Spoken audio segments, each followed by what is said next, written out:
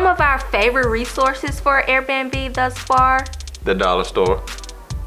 Yeah, the dollar store, it worked. We got a lot of little Expendables, paper towels, napkins, toilet paper. Can't beat it. We have thoroughly enjoyed the discount store called Roses. Another store, where did we get the bulk of our Well, stuff talk in? about Roses now. You can't just skip over Roses okay. like it's just, Okay. you just boom and gone. Like, no, let these people know.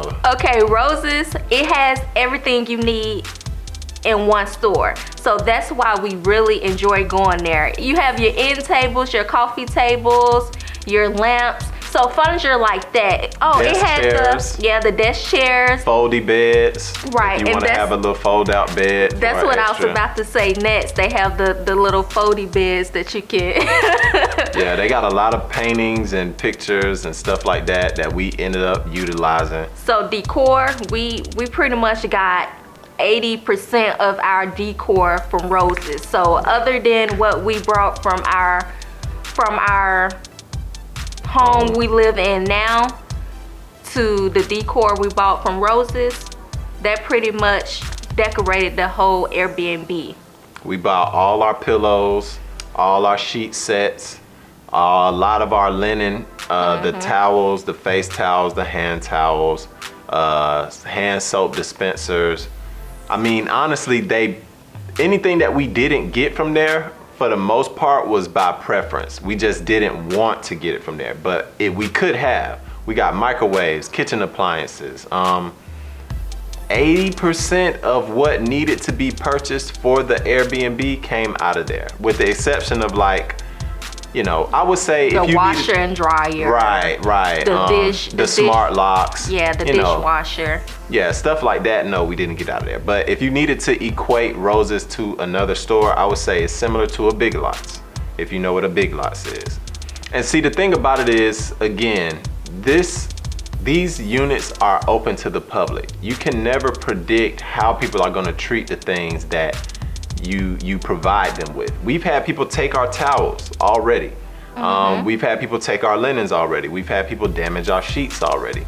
And a store like Roses provides a good enough quality that it doesn't look cheap or feel cheap, but it is inexpensive enough that when you have to replenish those things and replace them, it's not gonna hurt your pocket either.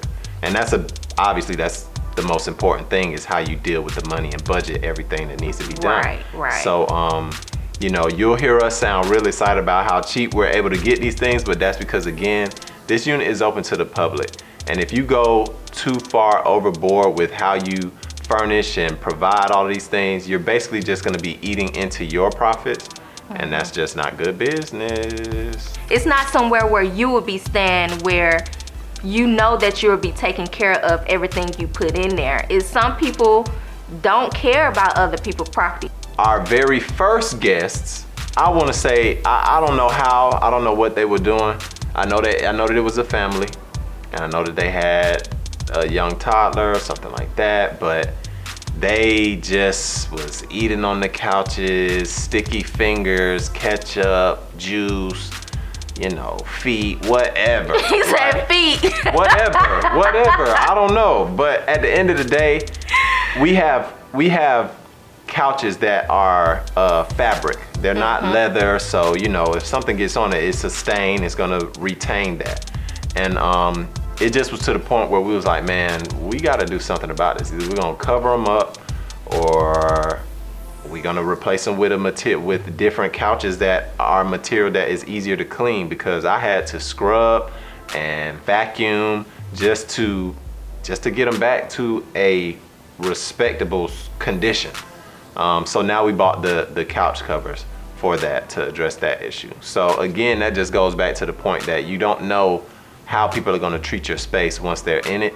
So you always wanna be prepared to cover the bases that keep it in a good condition. What else do we like? So we like the dollar store. We like Roses. Another lesson that we learned is to know how many guests going to be occupying your unit. So with our very first guest, I think he booked, what, 2? I think his initial reservation was 2, And then once we approved and he was booked, we learned that he gonna have like 2 infants and 4 toddlers, and we're like, bruh. You want a quality check and start communicating with your guests early enough and making sure that they are being truthful in how many guests are gonna stay. Because following that booking, our next booking, she booked for 2 guests initially, and then she changed her reservation to 4. And for her, there was no issue with that because at the time we hadn't set up a stipulation that as the number of guests staying in the unit changes, so does the price. So she was able to book anywhere from 2 to 6 people without her price ever changing. And so you want to be communicating with your guests to make sure that you know how many people are going to be checking in.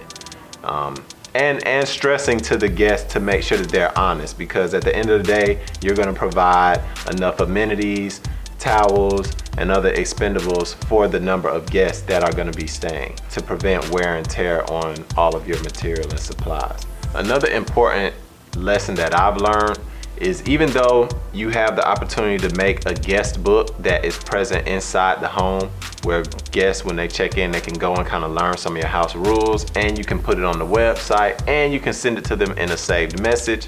You also want to have certain reminders and prompts present in your house. For instance, for us, I learned that it's important to have no smoking signs in the house. We had a guest stay for an extended period of time, and they were smoking inside the unit, even though the house rules say no smoking, even though there's a guest book inside that says no smoking, and most guests should be reading the house rules prior to ever checking in. They're visible on the website. As long as you make sure you post yours to the website, they'll be visible. They still smoked inside the unit, and if anybody who has ever had to remove the smoke smell out of a home, you know that is a very difficult task, because it gets into the air conditioning ducts through the return vents. It settles into literally every surface that is visible. So it is going to settle into the walls. It's going to settle into the floor, the furniture, the ceiling even. And it's just really hard to get rid of. And luckily we had enough time in between our next guests to do everything we needed to do to get rid of that smell. If you want to know how we got rid of the smell, that can be another video. Just leave a comment below and we'll give you the description on how we did that.